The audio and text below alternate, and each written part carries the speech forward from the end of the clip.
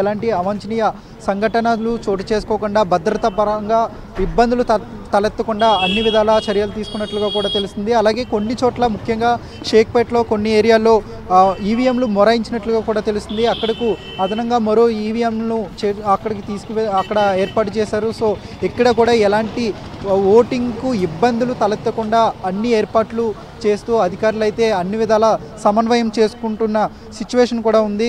అటు 2023లో జరిగిన ఓటింగ్ శాతం కన్నా ఇప్పుడు మరింత ఎక్కువ పెంచేందుకు అధికారులు అయితే ఏర్పాట్లు చేస్తున్నారు. ఎవరైతే వృద్ధులు ఉంటారో వాళ్ళ కోసం ప్రత్యేకంగా ఏర్పాట్లు చేశారు. అలాగే చిన్నపిల్లలు ఉంటారో వాళ్ళ కోసం కూడా అన్ని విధాల వాళ్ళకి ఇబ్బందులు తలెత్తకుండా పోలింగ్ కేంద్రాల వద్ద అన్ని ఏర్పాట్లు చేశారు. విజువల్స్లో చూసుకోవచ్చు మనం. ఎవరైతే అభ్యర్థులు సుమారుగా 58 మంది అభ్యర్థులు అయితే ఉన్నారు. సో ఈ 58 మంది అభ్యర్థుల్లో ప్రధానంగా కాంగ్రెస్ పార్టీ అలాగే బీఆర్ఎస్ పార్టీ నుంచి పోటీ ఎక్కువగా నెలకొంది.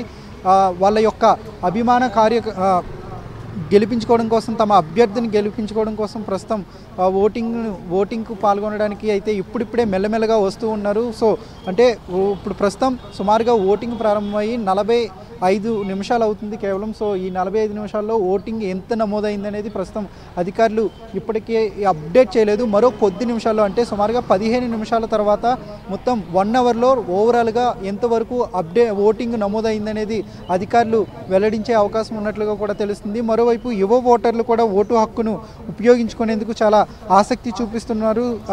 దీంట్లో మొత్తం 4 లక్షల ఓటర్లలో గత 2023లో 3,75,000 మంది ఓటర్లు ఉన్నారు. కానీ ఇప్పుడు 2025 వచ్చేసరికి అంటే 2 సంవత్సరాల వ్యవధిలోనే సుమారు 25,000 ఓటర్లు పెరిగారు. సో వీరి ప్రభావం కూడా పూర్తిగా ఉంటుంది. అభ్యర్థులు గెలుపోవటంలో కావచ్చు, లేదంటే వాళ్ళ విజయంలో కూడా వీళ్ళు చాలా కీలకంగా మారుతున్న సిచ్యువేషన్ కూడా కనిపిస్తుంది.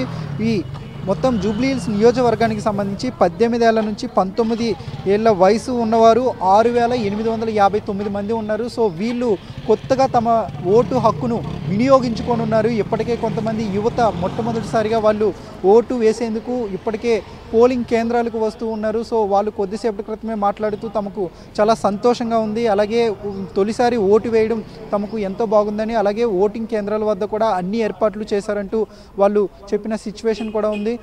మొత్తం ఓటింగ్కి సంబంధించి ఎక్కడైతే ఈ పోలింగ్ కేంద్రాలు ఉంటాయో పోలింగ్ కేంద్రాల వద్ద 3 అంచెల భద్రతా వ్యవస్థను ఏర్పాటు చేశారు. లోపల సిఆర్పిఎఫ్ పోలీసులతో పాటు వాళ్ళంతా గస్తీ నిర్వహిస్తుంటారు. అలాగే ఈ పోలింగ్ కేంద్రాల బయట వద్ద స్టేట్ పోలీసులు పహారా నిర్వహిస్తుంటారు. అలాగే పోలింగ్ కేంద్రాలకు బయట సుమారు 100 మీటర్ల దూరంలో రిజర్వ్డ్ పోలీసులతో వీళ్ళు పూర్తిగా భద్రతను ఏర్పాటు చేశారు. సో అంటే ఒక పోలింగ్ కేంద్రం వద్ద 3 అంచెల భద్రతా వ్యవస్థను ఏర్పాటు చేశారు. ఎప్పటికప్పుడు డ్రోన్లతో పూర్తిగా ఎలాంటి అవాంఛనీయ సంఘటనలు చోటు చేసుకోకుండా